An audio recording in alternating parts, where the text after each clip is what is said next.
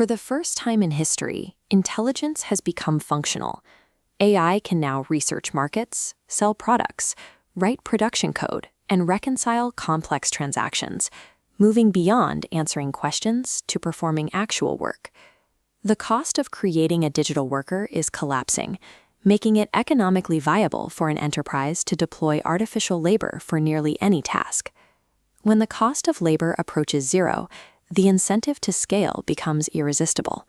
An organization might start with 5 experimental agents, but the logic of efficiency will push that number to 500 and eventually to fleets of 50,000 active digital workers. In an environment where intelligence is abundant and inexpensive, the limiting factor for a company shifts. The primary challenge is no longer finding the brainpower to do the work, but managing the workforce itself. Most organizations are currently attempting to govern this new workforce using the infrastructure of the software era. Prompting a chatbot or managing API keys is sufficient for a few tools, but these methods fail when supervising thousands of autonomous actors. As these agents gain the ability to act on their own, the danger of uncontrolled execution grows. Without explicit authority parameters, even the most intelligent system can create operational chaos by performing actions it was never meant to take. Deploying a massive autonomous workforce without a dedicated system for governance creates a structural vulnerability that traditional software can't address. Scaling this technology safely requires a shift in how we view AI. We must recognize agents as durable organizational actors, rather than temporary software calls.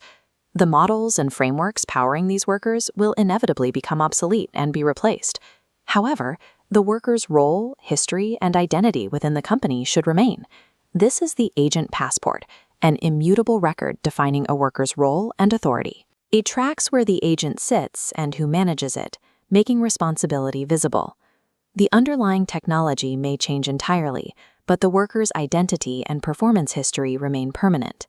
Enterprise control is only possible when we separate the identity of the workforce from the software layers executing the tasks. Enterprises are on a path toward spending billions on artificial labor. This investment requires a precise way to measure economic return. We must move beyond merely measuring how many tasks an agent completes. The focus must shift to actual job performance and the value a digital worker brings to the business. Every agent requires an economic statement. By weighing the costs of compute and human supervision against revenue created and time saved, we arrive at the net agent value. Economic visibility allows human leaders to manage digital labor as an investment portfolio, deciding which agents to resource, which to improve, and which to retire. This creates a mixed hierarchy. In this structure, humans direct AI managers, who in turn coordinate specialized agents, keeping the entire operation aligned with corporate goals. Delegation simply does not work without clear accountability. Even as AI takes on more supervisory roles, the chain of responsibility must remain traceable back to a human owner. The purpose of an artificial workforce is to elevate the role of the human, not to force people into competition with machine execution. Human workers will focus on high-value judgment, strategic governance, and complex exception handling. They move from doing the work to directing organizational capacity. Much of the world's most valuable expertise is unwritten. It lives in the subtle decisions and unique judgment of experienced people.